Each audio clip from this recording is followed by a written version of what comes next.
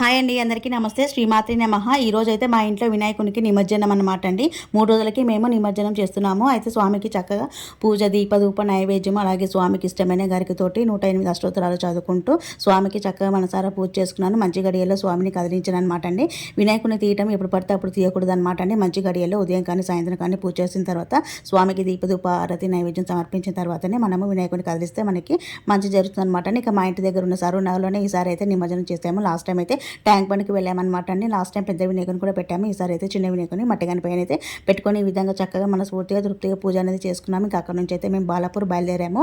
Last time Balapur వినాయకుని చూడడానికి వెళ్ళేటప్పుడు సెట్టింగ్ అంతా తీసేశారు. ఈసారి అయితే అయోధ్య సెట్టింగ్ చేశారనమాట అండి. బాలరామన్న విగ్రహం కూడా పెట్టారు. ఇక్కడ మనకి చాలా చాలా బాగుంది. వినాయకుడే స్పెషల్ అనుకుంటే ఇక్కడ సెట్టింగ్ కూడా చాలా స్పెషల్ అనమాట అండి. ఈసారి బాలరాముని కూడా మనము దర్శించుకోవచ్చు. అలాగే వినాయకుడు ఎప్పుడు కళ్ళు మూస్తూ తెరుస్తూ ఉంటాడనమాట అండి. ఇక్కడ ప్రత్యేకత అదే. తప్పకుండా అందరూ వెళ్ళి ఖచ్చితంగా చూడండి.